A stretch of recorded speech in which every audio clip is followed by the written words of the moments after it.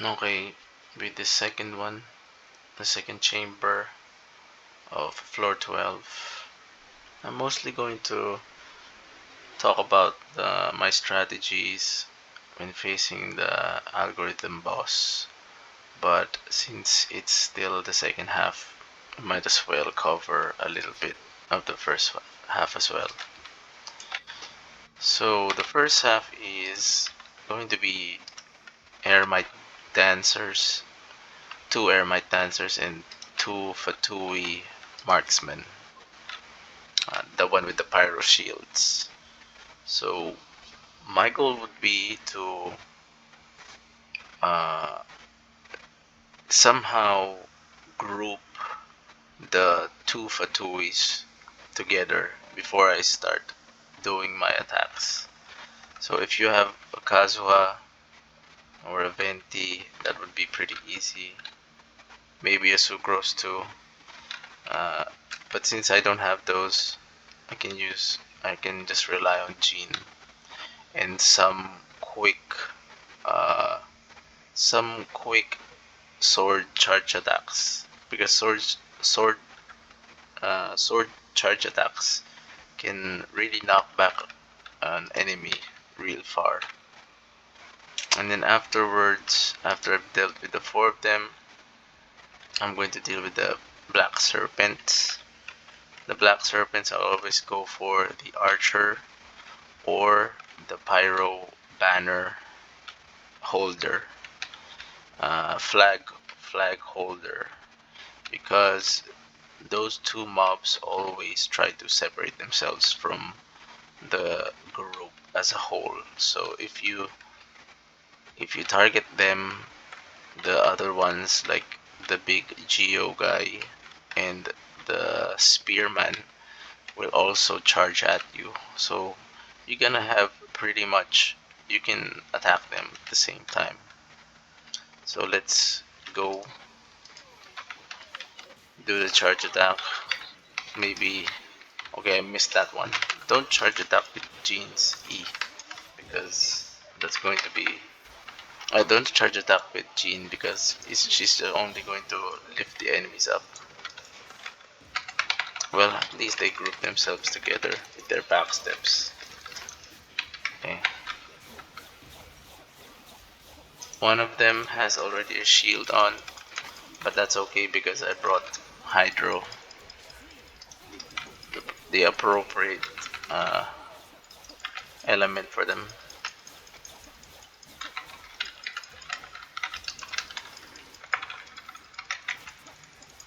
I'm a little bit slow here in this part.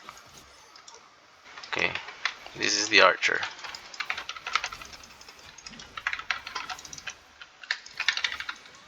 I'm going to,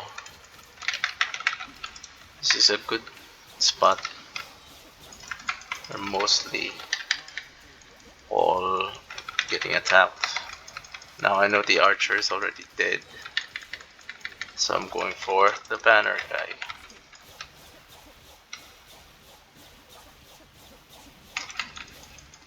Oh, that was close. Got pretty greedy with Ayato. Okay, next one. This is the algorithm boss. The algorithm boss, it's already been covered in uh, other videos, but he has a invisibility mechanic, and the only ways to, or there are two ways. The two ways are to get him out of the invisibility is by destroying the pillars or totems it spawns, and then using a I'm sorry, electro element on the totems, and then that will disable it. And then the other way is when it goes invisible, you get it with an electro and dendro reaction, which is catalyze, or rather aggravate, spread, quicken. So those are the two ways. Since I have Nahida and Koki, I can go the for the second strategy. Now there's an more mechanics to its invisibility that I don't personally see in other videos, so I might tackle it here.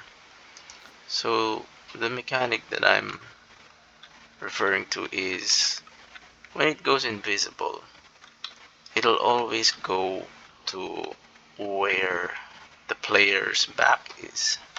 So at the default, at spawn, it's going to spawn here. It's going to go invisible and go right around here. That's always where it goes for the first one.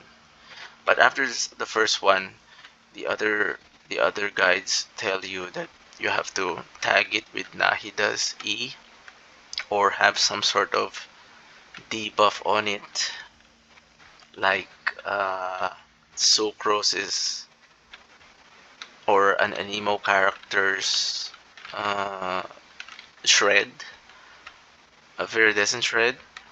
But I found out a way to always to always like tell where it's going to go when it goes invisible after the first one.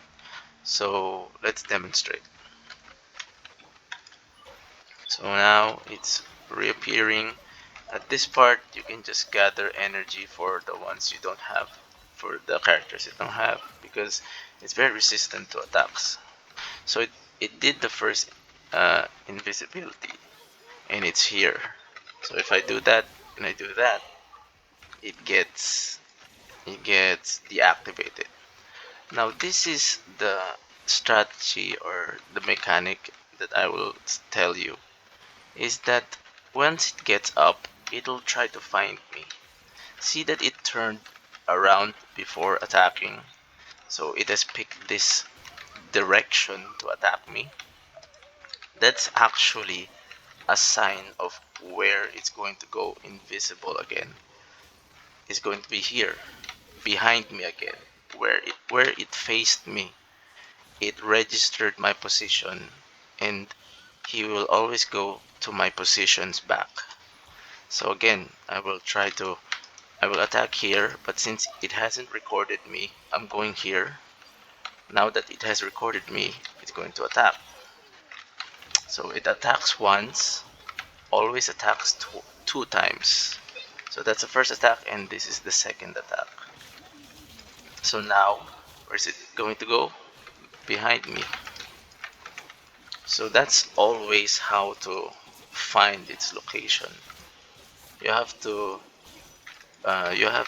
take account when it's looking for you, when it reactivates. There's also an exception to the rule. Like, see, I will go here. This is an edge, so it's going to be hard for it to go to my back. It'll sometimes go here, or maybe it will go push onwards there. But since there's still space, it still went to my back. If it's on the edge, like for example here, it'll either stay on that location when it goes invisible, or push a little bit out afterwards, push a little bit uh, farther than the current location. But mostly that only applies to when it's on the edge, when you try to bait it on the edge. Now it attacked me from, well, never mind, it died from the, I should have not killed it, but hey, that's how the cookies E with Nahida works. So yeah, I've already have the stars here, so I just wanted to cover that little mechanic that it has. in with that knowledge, I can run comfortably uh, without any VV shred, without the help of any VV shred or Zhongli's shield shred debuff to tell me where the algorithm is. So I hope that could help some people with their runs. It takes a little bit of practice because it's hard to know if it's already registering you while you're still like avoiding its attacks. So just be mindful, or still bring prepare enough characters that can help you find its location. Just use this as a let's use this as a guide of some sorts, an extra one. So that's about it. Maybe I'll cover the first chamber now after this one.